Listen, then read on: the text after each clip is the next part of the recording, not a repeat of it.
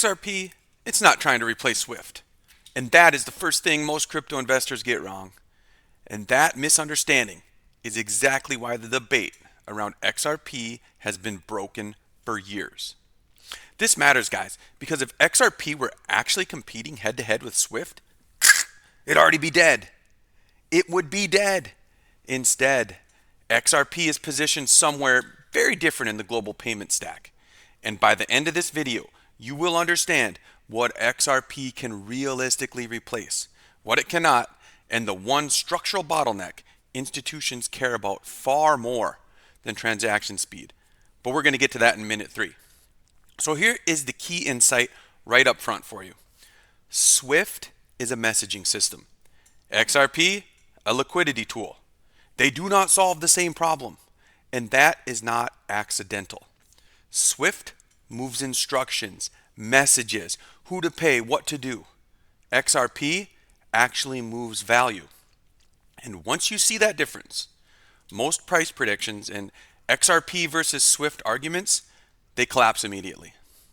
So here it is. What does SWIFT actually do? Now write this down, guys, okay? SWIFT does not move money. It sends standardized messages between banks confirming payment instructions. Who pays who, how much, where does it go? It sends the message. It's the messenger, okay?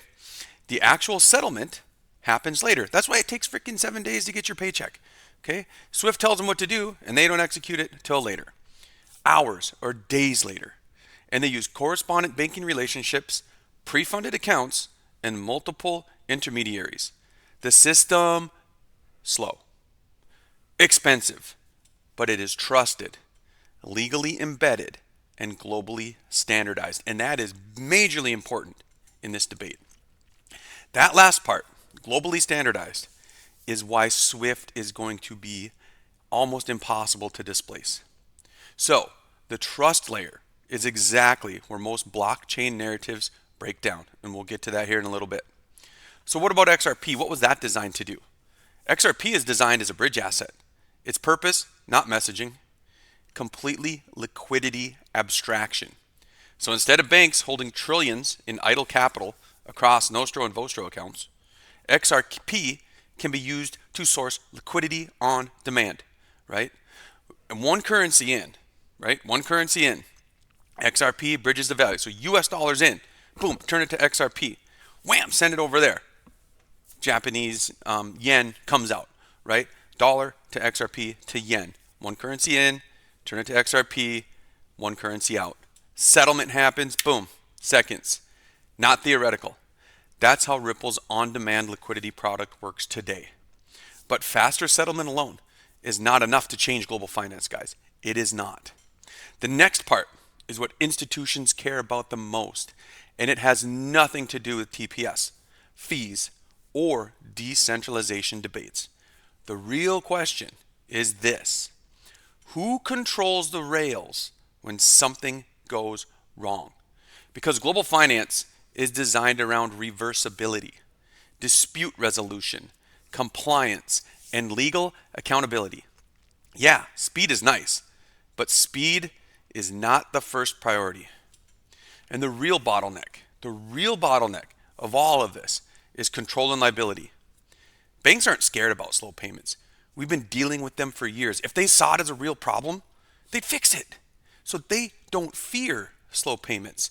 What they fear is irreversible mistakes. Oh shit, I sent that guy the wrong amount and I can't get it back. That's what they fear. Okay, so that is why SWIFT's strength is not speed, it's governance.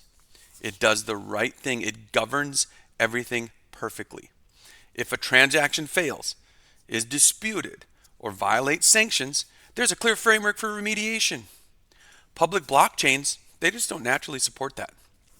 And that's where XRP's design becomes very interesting. Ripple didn't build XRP to be permissionless money for everyone. They built it to be integratable into regulated financial systems. That makes crypto purists uncomfortable, to say the least. But it makes compliance teams far more comfortable. This is why XRP keeps showing up in pilot programs instead of retail apps. So, the question, will XRP replace Swift? Hard no. And it was never meant to. That's the reason. Not because XRP sucks, it's because it has a completely different purpose. Okay? So Swift is evolving into a modernized messaging layer, including ISO 20022 and improved interoperability. It doesn't need to move value to remain essential. XRP's role is different. It sits underneath or alongside messaging systems as a settlement and liquidity layer. In other words, Swift can exist without XRP, but XRP only scales globally if it can integrate with systems like Swift. Think about it. How are you going to use XRP to send money if you don't know where from or who to? Right? Something has to tell it where to go, and that is the messaging layer. So this distinction matters enormously for the long-term valuation, which we're going to talk about here in a second. So what this means for XRP's price, right? Because that's kind of what we're wondering about. If you're expecting XRP to flip Swift, flip it over, and absorb trillions overnight, that thesis is structurally flawed. I don't care how many people on Facebook have told you that's what's going to happen. It's wrong. And if you're evaluating XRP as a neutral bridge asset, which is used selectively where liquidity costs matter, adopted gradually through regulated corridors, then the story becomes slower. It's a slow burn, but far more realistic. XRP doesn't need to replace Swift to be valuable. It doesn't, right? It just needs to be utilized. It needs to reduce capital inefficiency at scale. Faster and cheaper, it's a no-brainer, but it's going to take a while to be integrated. So let's reframe this opening claim here. What do we say? XRP, it is not going to overthrow global finance. It is here to optimize a very specific inefficiency inside of it. Swift handles trust and messaging. XRP targets liquidity and settlement friction. They're not enemies. They're components in a layered system that's being rebuilt incrementally, not disrupted overnight. So if you want to understand how ISO 20022, tokenized assets, and central bank pilots connect to this exact structure, watch the next video, because that's where the story actually gets interesting.